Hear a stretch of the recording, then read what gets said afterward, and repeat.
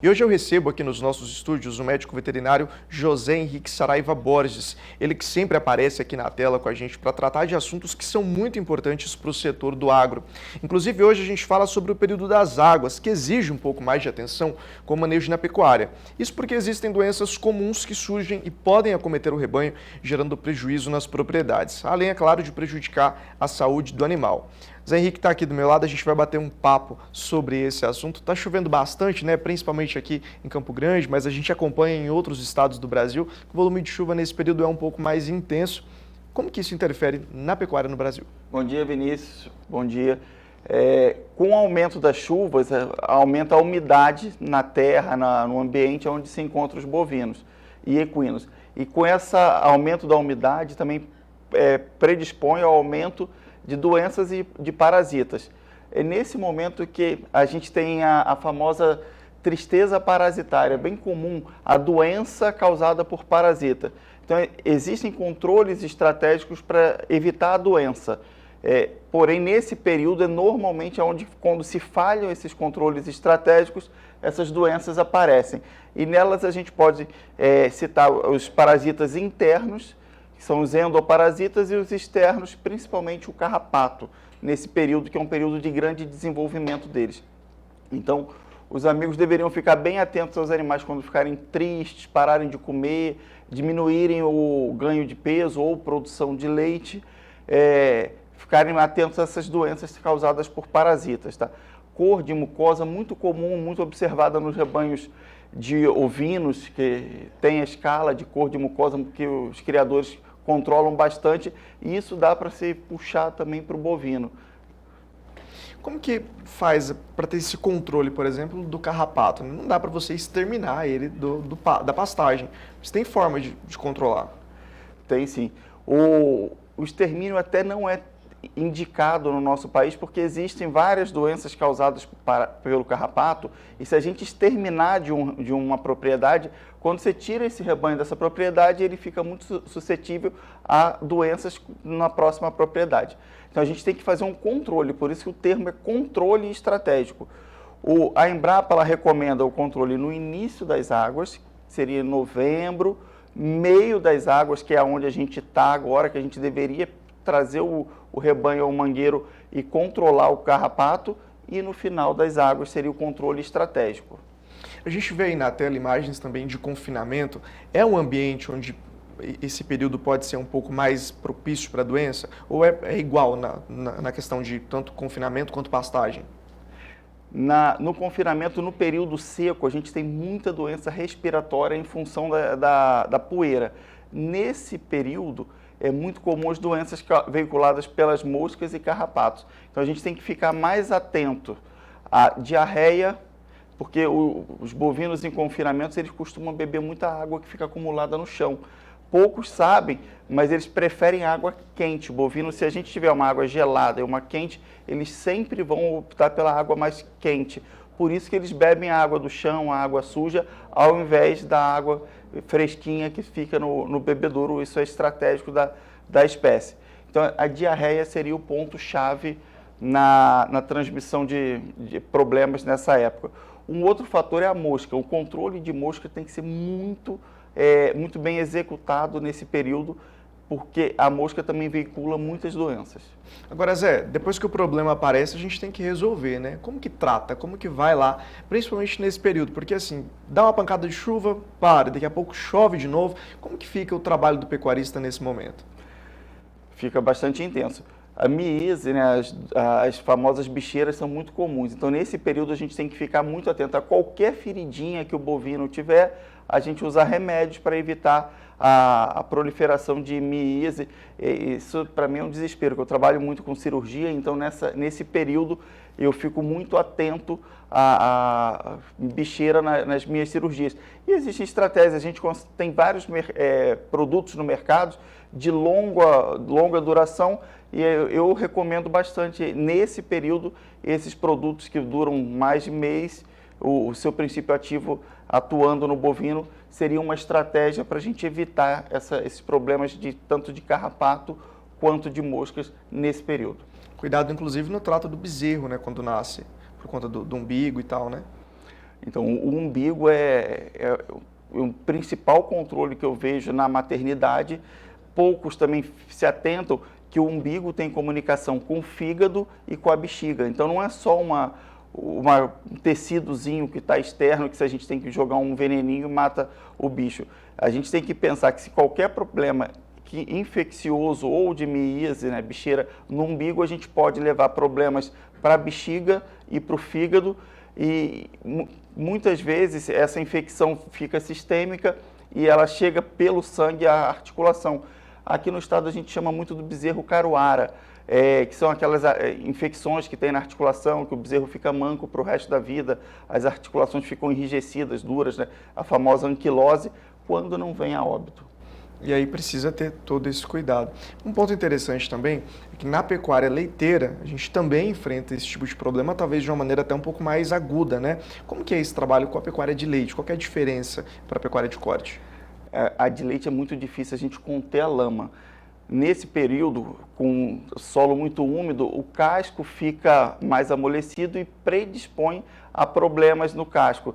A sola dupla, abscesso soliar, o subsoliar.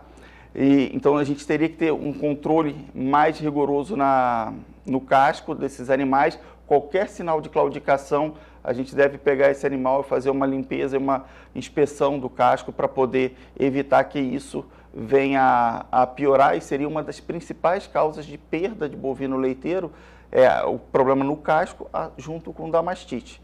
Nesse período a gente tem proliferação de mosca, e a mosca é um grande veiculador de bactéria. Então ela pousa numas fezes, se contamina com bactéria e vai no teto da vaca e pousa, e a bactéria entra no interior do úbre, né, no teto, e começa o processo de mastite.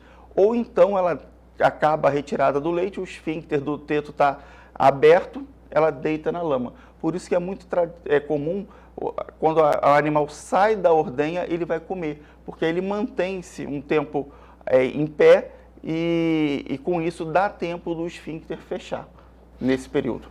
Demora para os sintomas aparecerem? Como que o pecuarista pode estar atento para ver a diferença, né? O animal estava bem ali, o que ele começa a apresentar de diferença logo que a doença começa a se instalar nele? No casco, o principal sintoma seria a manqueira. Ele começa a claudicar e progressivamente vai diminuindo a produção de leite. Na mastite, a gente tem dois tipos, a mastite clínica e a subclínica. A pior delas, em relação ao financeiro, é a subclínica. Seria aquela infecção que aumenta a quantidade de células somáticas no leite, então o leite perde qualidade, o animal chega a perder produção do leite. A principal perda de produtividade das vacas leiteiras seria a mastite subclínica. A gente não consegue ver a olho nu se tem ou não um problema. Por isso que a gente faz o controle do California Mastite Test, que é aquele CMT, que o produtor tira o leite num recipiente redondo e mistura com diluente e vê se o leite está ou não com mastite, né? Se o úbre está com mastite. Isso seria recomendado pelo menos uma vez por semana na propriedade. E a mastite clínica, a gente vê o úbre quente, dolorido, grumos no leite, seria sinais da mastite clínica. As duas são preocupantes, mas a subclínica ela é mais preocupante porque é de difícil diagnóstico se você não fizer regularmente os testes para avaliar. Existe alguma doença que surge nesse período que ela possa ser contagiosa entre os animais? Seria o problema de diarreia, principalmente. Que aí um bezerro com diarreia, ele começa a contaminar os outros bezerros. Seria, para mim, o principal problema de contaminação de rebanho, principalmente leiteiro, que a gente tem aglomeração de indivíduos num ambiente fechado, num ambiente pequeno. O controle de diarreia nesse período seria a principal objetivo de diminuir perdas de mortalidade de bezerro. Nesse caso, o ideal seria retirar esse animal do convívio com os outros no rebanho. Sim, inclusive é recomendado você manter animais por categorias, por etapas. Então, os mais novinhos juntos, depois os de tamanhos intermediários, depois os maiores. para o animal que tem uma diarreia, um animal mais velho, que tem uma imunidade maior, não fique contaminando esses rebanhos. Se a gente for em propriedades que tem uma produção bem alta de leite, você vai ver que tem setores de crias de bezerros diferentes em relação à idade. A gente dá sempre uma atenção mais intensa para a bovinocultura, mas os equinos também estão suscetíveis a problemas durante esse período, né? Sim, inclusive tem uma ferida, um problema parasitário, que é chamado de ferida de verão, por causa dessa época, a época que chove, que seria a mosca veicula um parasita, que ele penetra na ferida ou no tecido íntegro mesmo, assim, no canto do olho, e ele começa a crescer um tecido de granulação, como é popularmente chamado de carne. Tem uma carne crescendo, seria um tecido de granulação. E essa ferida não fecha, porque não vai fechar. Ela fica por bastante tempo e ela vai aumentando de tamanho. Quanto maior ela fica, mais mosca é atraída e maior vira uma bola de neve, maior ela vai ficando. É o famoso abronema. Então a gente tem que usar vermífugos para poder conter o crescimento dessa ferida de verão, que é muito comum no cavalo. Mas depois, com o tratamento, ela volta a fechar. Volta a fechar. Às vezes, quando cresce muito, a gente tem que tirar um pedacinho dela, fazer uma cirurgia, mas normalmente dá certo, sim. É diferente a forma de tratar o animal que tem algum problema relacionado a essas doenças que são causadas no período da água na bovinocultura para a equinocultura? Tem algum detalhe que muda na hora de fazer esse manejo? Tem. Os bezerros, eles não podem receber um vermífugo, que é a vermectina.